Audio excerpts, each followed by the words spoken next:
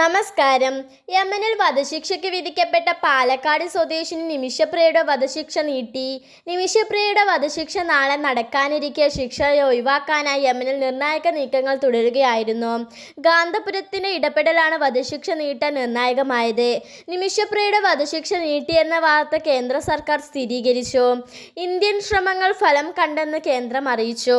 നിമിഷപ്രിയയുടെ മോചനത്തിനായി ഇടപെട്ടത് ചെയ്യാൻ പറ്റുന്ന കാര്യങ്ങൾ ചെയ്യാൻ വേണ്ടിയാണെന്ന് ഗാന്തപുരം AP അബൂബക്കർ മുസ്ലിയാർ പറഞ്ഞിരുന്നു. യമനിലെ പണ്ഡിതരുമായും ജഡ്ജിമാരുമായും സംസാരിച്ചെന്നും അദ്ദേഹം അറിയിച്ചിരുന്നു. ഇതിന് പിന്നാലെയാണ് നിമിഷപ്രിയയുടെ വധശിക്ഷ നീട്ടിയെന്ന റിപ്പോർട്ടുകൾ പുറത്തുവരുന്നത്.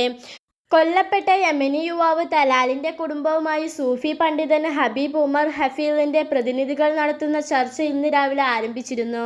തലാലിന്റെ സ്വദേശമായ ഉത്തര യമനിലെ ദമാറിലാണ് ചർച്ച. ന്യൂസ് ഡെസ്ക് മിൻഹ വേൾഡ്.